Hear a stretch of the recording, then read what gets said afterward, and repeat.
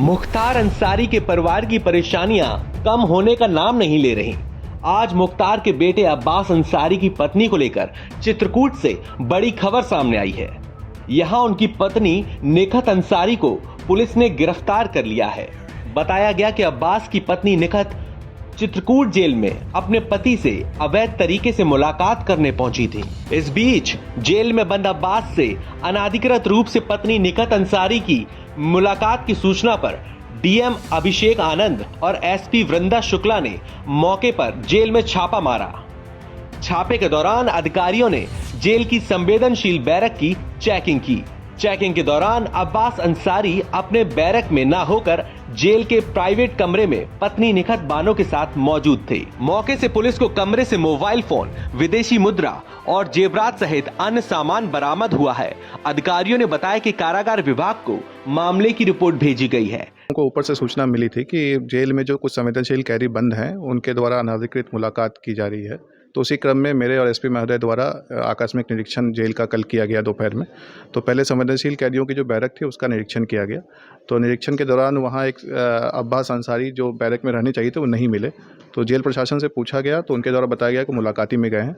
फिर मुलाकाती रजिस्टर का अवलोकन किया गया, उसमें कोई एंट्री उनकी दर्ज नहीं थी।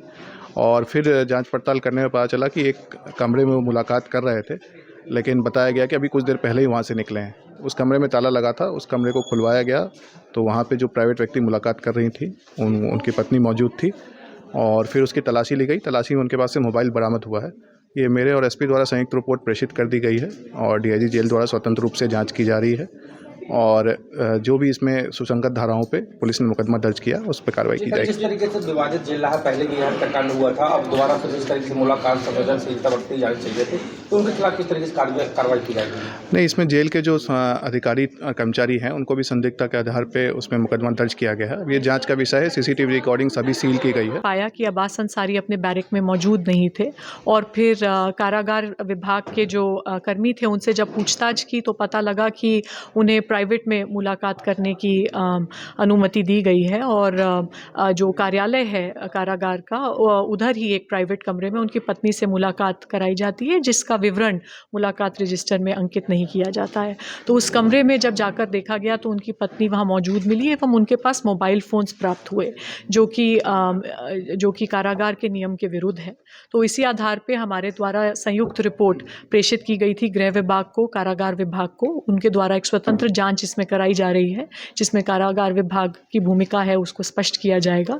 एवं इसी क्रम में हमारे द्वारा सुसंगत धाराओं में प्राइवेट व्यक्ति जो अब्बास अंसारी से मिल रहे थे उनके विरुद्ध एवं कारागार विभाग के अधिकारियों एवं कुछ कर्मियों के विरुद्ध मुकदमा पंजीकृत किया गया है। बरामद क्या होगा?